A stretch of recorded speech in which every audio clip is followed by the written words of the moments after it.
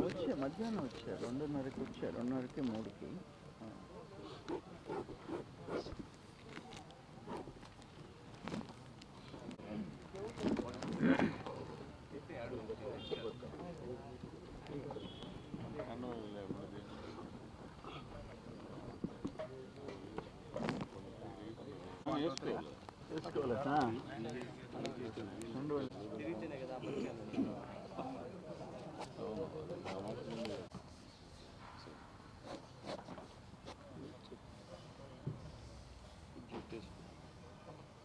మీరు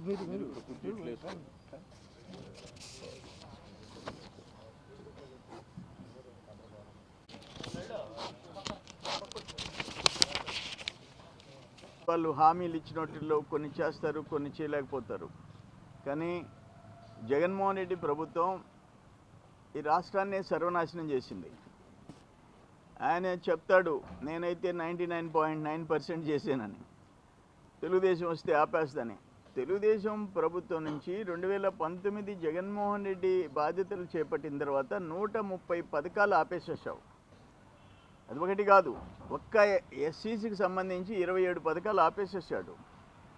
ఇంకా బీసీలకు సంబంధించి టోటల్ ప్రోగ్రామ్స్ ఆపాడు. మనుషులు చనిపోతే బీమా 2 లక్షలు, యాక్సిడెంట్లో చనిపోతే 5 లక్షలు, అటువంటివి కూడా ఆపేసాడు. అంటే జగన్మోహన్ రెడ్డికి పేదోళ్ళ విషయంలో ఆయనకి హృదయం లేదు, ఆయనకి మనసు లేదు. చంద్రబాబు నాయుడు పేరు వినబడితే ఏ పథకమైనా సరే ఆ పేదోళ్ళకి ఉపయోగపడే పథకాలను కూడా రద్దు చేశాడు.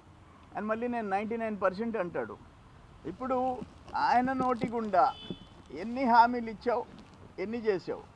మద్యపాన నిషేధం రాగానే చేసి ఆడ పారేస్తానని చెప్పాడు. 2024కి మద్యపాన నిషేధం చేసి ఓటు అడుగుతానన్నాడు. ఏమైంది? ఆఖరణ ఒక ఇసుక, ఒక మందు, నీ మందు తాగి ఎంతమంది, ఎన్ని లక్షల మంది చచ్చిపోతున్నారు రాష్ట్రం మీద 5 ఏళ్లలో. ఘోరమైన పరిస్థితి. సో ఒక్క దళితులు 188 మంది హత్యకు గురైనారు. ఒక్క దళితులు 5 ఏళ్లలో 6,000 మంది మీద తప్పుడు కేసులు పెట్టించావు. 6,000 మంది మీద. నువ్వు రాండి, మీరు సర్వేపల్లికి రండి, ఎన్ని వందల కేసులు, ఎంతమందిని జైలుకి పంపించాడు. అక్కడి నుంచి ఇంకా ఆ దళితుడు చంపేసిన, సుబ్రహ్మణ్యం చంపేసేసిన ఎమ్మెల్సీని పక్కన పెట్టుకొని తిరుగుతాడు. నేనేమైంది? అంబేద్కర్ గారికి మాలేస్తే తరిం కొట్టారు ఎస్సీలు. ఇక్కడ కాకాని గోవర్ధన్ రాజ్యంలో పొదలకూరులో ఉదయగిరి నారాయణని కొట్టి చంపేస్తే ఆ బాడీని పూడ్చిపెట్టకుండా పోస్ట్మార్టం రిపోర్ట్ మార్చి దానికి 40 మంది పోలీసులు పోయి తగలబెట్టి వచ్చారు. అక్కడ కరుణాకర్ ఆత్మహత్య చేసుకొని 4 పేజీలు రాశాడు ఎమ్మెల్యే అనుచరుల మీద. ఇంత దారుణాలు గతంలో ఎప్పుడు చూడలేదు. ఆఖరణ ఈ మంత్రి నిర్వాకం వల్ల ఒక కృష్ణపట్నం కంటైనర్ పోర్ట్ వెళ్ళిపోయింది. 1996లో చంద్రబాబు నాయుడు గారు ముఖ్యమంత్రి, నేను ఎమ్మెల్యే, ఆ పోర్ట్ వచ్చింది. ఆ పోర్టు వల్ల ఎంతమంది? ఒక్క కంటైనర్ పోర్టు వల్ల 12,000 మంది, 2,000 మంది డైరెక్ట్ ఎంప్లాయీస్, 10,000 మంది డైరెక్ట్ ఇండైరెక్ట్ ఎంప్లాయీస్, 15,000 నుంచి 2 లక్షలు 3 లక్షలు జీతాలు తీసుకునే వాళ్ళందరూ ఈరోజు కూలి చేసుకోవాల్సిన పరిస్థితి వచ్చింది. ఏ మంత్రి ఆఖరణ ఈరోజు నెల్లూరు జిల్లాలో అసలు కలెక్టర్లు, పోలీసు, రెవెన్యూ, మైనింగ్ వ్యవస్థలే కనుమరుగైపోయినాయి. మంత్రులు, ఎమ్మెల్యేల కాళ్ళ కింద నలిగిపోయినాయి. మొత్తం సైదాపురం, పొదలకూరు, రాపూరు, గూడూరు, అక్కడ చిలుకూరు, కోట మండలాల్లో సిలిక. ఇటువంటి పరిస్థితుల్లో పవన్ కళ్యాణ్ గారు ఒకటే చెప్పారు, ఈ రాక్షస రాజ్యాన్ని, జగన్మోహన్ రెడ్డిని రాష్ట్రం నుంచి తరిమి కొట్టేదానికి మేమందరం ఒకటి అవుతున్నాం, మా పదవుల కోసం కాదు అని చెప్పాడు. ఎన్డీఏ ఈరోజు ప్రధానమంత్రి మోడీ గారి నాయకత్వంలో హింసా రాజకీయాలని ఆయన ఎక్కడ ఎంకరేజ్ చేయలే. పవన్ కళ్యాణ్ గారు ఆయన హార్ట్ టచింగ్, ఏది ఉన్నా నిజమైన మాట ఆయన నోటి గుండా వస్తే పవన్ కళ్యాణ్ గారి నోటి గుండా మన గుండెల్లో అతుకుంటుంది ఆయన చెప్పిన మాటలు. అందుకని అటువంటి వాళ్ళు ముగ్గురు కష్టపడి పనిచేసే చంద్రబాబు నాయుడు గారు రాష్ట్రాన్ని గాడిని పెట్టాలంటే చంద్రబాబు నాయుడు అవసరం అనేది ప్రజలు నిర్ణయించుకున్నారు. ఈరోజు 12 లక్షల కోట్ల అప్పు, 12 లక్షల కోట్ల అప్పు. ఇప్పుడు నేను ఫోన్ చేశా, పీడీడీఆర్డీకి ఫోన్ చేసి ఆ పెన్షన్లు మీరు ఒక్కొక్క సచివాలయంలో 12 మంది ఉన్నారు, ఆ మెయిన్ సచివాలయంలో ఇవ్వండి. ఆ పక్కనుండే హ్యామ్లెట్లో ఒక హై స్కూల్లో ఒక స్కూల్లో ఉంటుంది, ఒక అంగన్వాడీ బిల్డింగ్ ఉంటుంది, అక్కడ పోయి వాళ్ళకి ఇచ్చేయండి. పెద్ద పని కాదు. 1 డే మీరు ఇప్పుడు కోడూరు పంచాయతీ ఉంది, 6,000 చిల్లర, 8,000 మంది జనాభా, 2 సచివాలయాలు ఉన్నాయి, దాదాపు 8 గ్రామాలు ఉన్నాయి. ఏమి ఆ గ్రామంలో పోయి ఇవ్వలేరా వాళ్ళు? ఒక 2 సచివాలయం సిబ్బంది 1 డే, కొరవ 29 రోజులు ఏం చేసుకోండి, ఏమైనా చేసుకోండి. అంటే ఈరోజు పెన్షన్లు ఎలక్షన్ కమిషన్ నిర్ణయం తీసుకుంది మీ వల్ల. వైసీపీ నాయకులు వాడు వాలంటీర్ని పక్కన పెట్టుకొని మీ కార్యకర్తల్లాగా గవర్నమెంట్ డబ్బులు ఇస్తూ వాడుకున్నందువల్ల ఎలక్షన్ కమిషన్ సీరియస్ అయింది. ఈరోజు 5 మంది ఎస్పీలు, 3 కలెక్టర్ని వాత పెట్టింది, ఒక ఐజీని. ఎవరి వల్ల? మీ వల్ల. ఇటువంటి ఘోరమైన ఐఏఎస్ ఐపీఎస్ నేను చెప్పా నెల్లూరు ఎస్పీకి, ఆడ పోయినప్పుడు ఒక ఇష్యూ మీద లేచి వస్తూ ఒకటే చెప్పా, ఈ ఐపీఎస్ బిళ్ళ గౌరవాన్ని కాపాడుకో నువ్వు అని చెప్పా. ఏముంటాయి ఐఏఎస్లు ఐపీఎస్లు ఏమైపోయినాయి? నెల్లూరులో ఏమైంది? ఏం కళ్ళకు కట్టినట్టు రెవెన్యూ ల్యాండ్స్లో బ్లాస్టింగ్ మెటీరియల్ పట్టిస్తే దిక్కులే. ప్రధానమంత్రికి చెప్పుకోవాల్సి వచ్చింది. ప్రధానమంత్రి నుంచి వచ్చిన తర్వాత అప్పుడు ఆపుతారు. ఒక్క వరదాపురం మైన్, నేను మొగళ్ళూరుకి పోతే జస్ట్ ఎలక్షన్ కోడ్ వచ్చిన తర్వాత ఆపుతారు. అందుకని కలెక్టర్లు లేరు, ఎస్పీలు లేరు. అసలు ఏమైపోయినాయి? నెల్లూరులో ఏమైంది? ఏం కళ్ళకు కట్టినట్టు రెవెన్యూ ల్యాండ్స్లో బ్లాస్టింగ్ మెటీరియల్ పట్టిస్తే దిక్కులే. ప్రధానమంత్రికి చెప్పుకోవాల్సి వచ్చింది. ప్రధానమంత్రి నుంచి వచ్చిన తర్వాత అప్పుడు ఆపుతారు. ఒక్క వరదాపురం మైన్, నేను మొగళ్ళూరుకి పోతే జస్ట్ ఎలక్షన్ కోడ్ వచ్చిన తర్వాత ఆపుతారు. అందుకని కలెక్టర్లు లేరు, ఎస్పీలు లేరు. అంతా వీళ్ళ ఈ జగన్మోహన్ రెడ్డి వచ్చిన తర్వాత వ్యవస్థలన్నీ వాళ్ళ కాళ్ళ కింద నలిపినాయి. ఈరోజు కోటకి పోవాలంటే టన్ను 7,000 రూపాయలు లోటస్ పాండ్కి పోవాలా, సిలికా పోవాలంటే నెలకు 12 కోట్లు పోవాలా. ఇంక వీళ్ళేం చేస్తారు? అందుకని ఈరోజు ఒక ఘోరమైన నీచమైన ముఖ్యమంత్రిని తరిమి కొట్టి రాష్ట్రాన్ని క్రైసిస్లో ఉన్న రాష్ట్రాన్ని కాపాడేదానికి మేమందరం ఒకటైనాం. అయ్యి ఈ రాష్ట్రాన్ని కాపాడుకుంటాం. అట్లే ఇప్పుడు కరెంటు ఛార్జీలు 7 సార్లు పెంచేసేసినాడు, 7 టైమ్స్. దీంట్లో ఉంది ఆయన మాట్లాడింది. నేను రాగానే 24 కంతా ముందు జగన్మోహన్ రెడ్డి చెప్పింది, మద్యపానం నిషేధం చేశాడు బారేస్తా. నేను రాగానే చంద్రబాబు కరెంట్ ఛార్జీలు పెంచాడు, నేను తగ్గించాడు బారేస్తా. మొత్తం ఉంది ఇట్లో. ఎవరు ఇంత ఆయన మళ్ళీ నేను 99.9%, ఆ 0.1% ఏమి ఏడ్చింది? కానీ రాష్ట్రంలో ప్రజల జీవన పరిస్థితులు ఘోరంగా తయారైపోయినాయి. ఈ డ్రగ్ మాఫియా, లిక్కర్ మాఫియా. అరే గోవా ముందు తెచ్చి 7 మంది సర్వేపల్లి సస్యానికి మంత్రి పదవి ఇచ్చాడు జగన్మోహన్ రెడ్డి. అందుకని ఆయన ఎంకరేజ్ చేస్తున్నాడు. దాని విషయంలో మేము ఇప్పుడు ఒకటే, ఇరిగేషన్ ప్రాజెక్ట్స్ మేము 68,000 కోట్లు ఖర్చు పెట్టాము 5 ఏళ్లలో. ఆ సేమ్ అమౌంట్ పెట్టాలంటే 80,000 కోట్లు పెట్టాలి. ఇప్పుడు ఎస్ఎస్ఆర్ రేట్స్ పెరిగిన దాన్ని బట్టి 80,000 కోట్లు పెట్టాలి. నువ్వు 30,000 కోట్లు దాట్లే, ఇంకెట్ట పూర్తవుతాయి ఇరిగేషన్ ప్రాజెక్ట్స్? నీకు అసలు అవగాహన ఉందా? జగన్మోహన్ రెడ్డికి ఈయన మంత్రి ఉన్నాడు, వ్యవసాయ మంత్రి. ఎప్పుడన్నా ఒక్క సమీక్ష చేసావా? ఆ సోమశిల ప్రాజెక్ట్ వరదొస్తే కొట్టుకుపోయేటట్టుగా ఉంది. 22 కోట్లు బిల్లీక ఏది అత్యవసరం, ఏది నార్మల్గా చేసుకోవచ్చు అనేది తెలియని incharge minister, irrigation and agriculture ministers జిల్లాలో ఉంటే ఏం చేస్తాం? మేము వస్తే రైతులకి 20,000 ఇస్తాం, నిరుద్యోగులకి 3,000 పెన్షన్ ఇస్తాం, లక్షల మందికి ఉద్యోగాల కోసం పెట్టుబడులు పరిశ్రమలు తెస్తాం, ఆడబిడ్డలకి 18 ఏళ్ళ నుంచి ఉండేవాళ్ళకి నెలకి 1,500 ఇస్తాం, బడికి పోయే వాళ్ళకి 15,000 ఇస్తాం. మేము అనుకున్నట్టు 3 సిలిండర్లు గ్యాస్ సిలిండర్లు ఉచిత బస్సు ప్రయాణం అంతవరకు చేసి తీరుతామని చెప్పేసి పెన్షన్ కూడా 4,000కి పెన్షన్ పెంచేదానికి మేనిఫెస్టోలో పెట్టాం. ఉమ్మడి మేనిఫెస్టో మళ్ళీ ఫైనల్ మేనిఫెస్టో తొందరలో రిలీజ్ అవుద్ది. ఈ లోపల నేను ఒకటే మాట చెప్తుండా, ఈ జిల్లాలో ఉండే అధికారులు ఆ కలెక్టర్కి చెప్పినా ఒకటే, బిల్ కలెక్టర్కి చెప్పినా ఒకటే, తేడా ఏం లేదు. బిల్ కలెక్టర్కి తేడా లేదు. ఆయన మహానుభావుడు ఎట్టా ఐఏఎస్ వచ్చాడో మాకైతే అర్థం కావటంలే. ఆయనకి ఎందుకు అంత భయమో అర్థం కావటంలే. రేపు వస్తుంది మా గవర్నమెంట్, మీ ఆధ్వర్యంలో ఏమేమి చేశారో అన్ని స్పెషల్ ఇన్వెస్టిగేషన్ టీం సిట్ వేసి తీరుతాం, వదిలిపెట్టే ప్రసక్తిలే.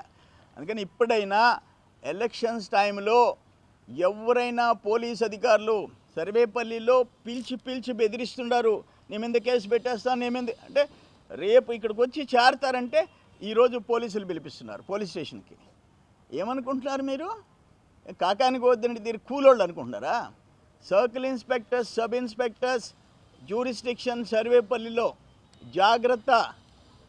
ప్రభుత్వ ఉద్యోగులు అనే సంగతి మర్చిపోబాకండి. ప్రజల డబ్బులు జీతాలు తీసుకుంటున్నామనే సంగతి మర్చిపోబాకండి, లేకపోతే అనుభవిస్తారు. మేమందరం కలిసి టీమ్గా పోతాం. అటు వరప్రసాద్ గారిని గెలిపించుకుంటాం, పార్లమెంటు సర్వేపల్లిని గెలిపించుకుంటాం.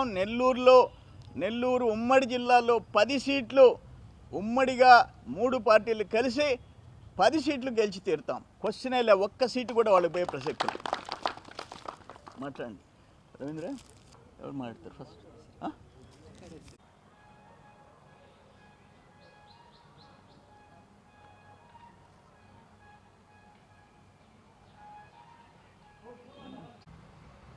రావటం లేదు. 2024 ఎన్నికలు జరిగే నాటికి మందు అనేది లేకుండా చేసిద్దామని ఓట్లు అడుగుతారని చెప్పి ప్రతి ఒక్క కూర్చొని ముఖ్యమైన మాటిస్తా ఉన్నారు.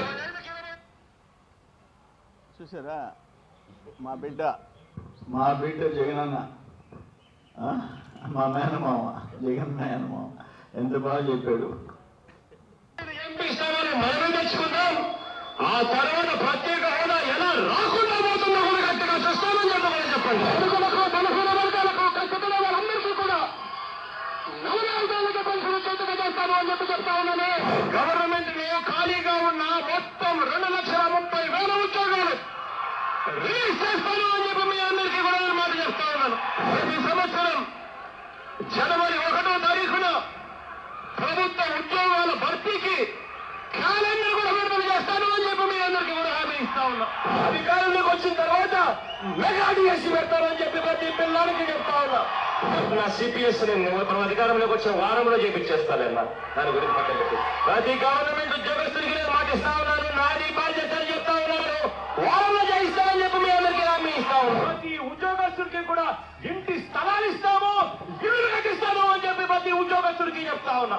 కావలసినవన్నీ కూడా కరెక్ట్ గా సమయానికి వచ్చేట్టుగా, ప్రతి డిఏ సమయానికి వచ్చేట్టుగా చేస్తానని చెప్పి కూడా ప్రతి ఉద్యోగస్తుడికి హామీ ఇస్తా ఉన్నా. ఆ 20% కూడా పోయి పూర్తిగా 100% సొంత బియ్యం, అటువంటి క్వాలిటీ ఉన్న బియ్యంతోనే ఇవ్వబడుతుంది.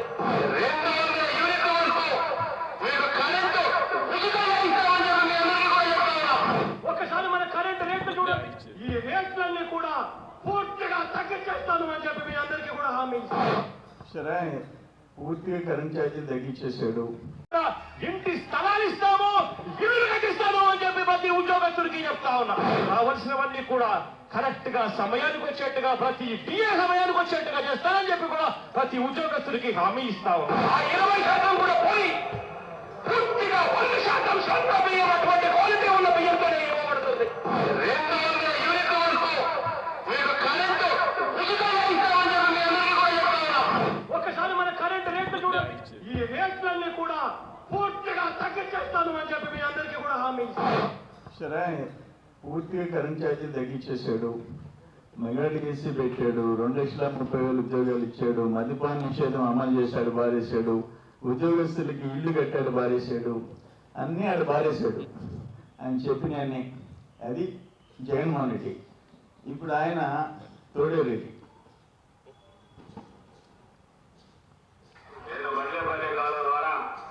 మండల రైతాంగానికి నీరు తెచ్చి 2019 ఎన్నికల్లో ఓట్లు అడుగుతానన్నాడు. 2019 ఎన్నికలు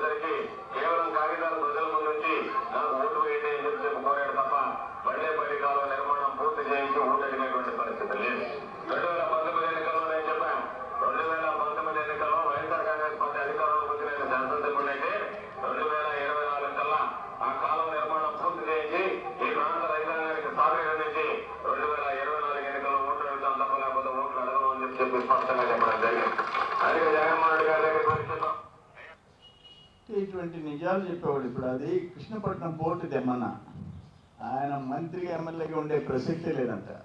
పోర్టు ఆడ ఉండేదంట, పోతే మాత్రం ఒప్పుకోడంట. జనవరి 31 వెళ్ళిపోయింది. అదొకటి. రెండు, ఇంకొకటి కాకాని మూడో ప్రామిస్. రవిగిరిపట్నం కొండెక్కాడు 19 ఎన్నికలకు ముందు. ఆడ బండలు వేస్తే నా శవం లేస్తున్నాడు. బహుశా బండలంతా కొండలే లేచిపోయినాయి, 2 కొండలు లేచిపోయినాయి.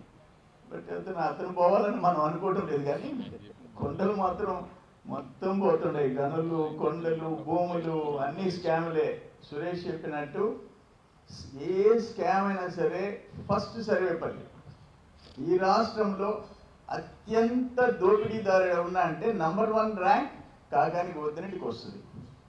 బాగా తిట్టగలిగిన వాళ్ళల్లో కూడా బూతులు తిట్టగలిగిన వాళ్ళు ఎవరన్నా ఉండారంటే, రోజు పచ్చి అబద్ధాలతో తిట్టగలిగిన వాళ్ళు కూడా నంబర్ 1 ర్యాంక్ కాకానికే వస్తుంది. అది ఈరోజు సర్వేపల్లికి పట్టిన పీడ కాకానికి గోవర్ధన్.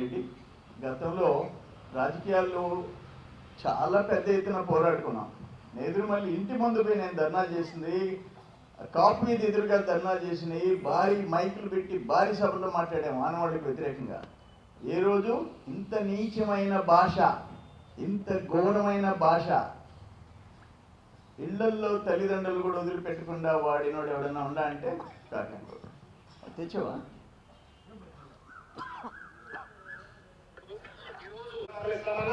లేదా కృష్ణపట్నం పోర్టుకు సంబంధించి మేము అక్కడి లావాదేవీలు కొనసాగించడం తగ్గిస్తామన్నా నేరుగా వెళ్ళి అక్కడ కూర్చుని ఉద్యమం చేయడానికి కూడా వెనకాడం. ఈ రోజు మాకు కనపడకుండా తిరుగుతున్నాడు.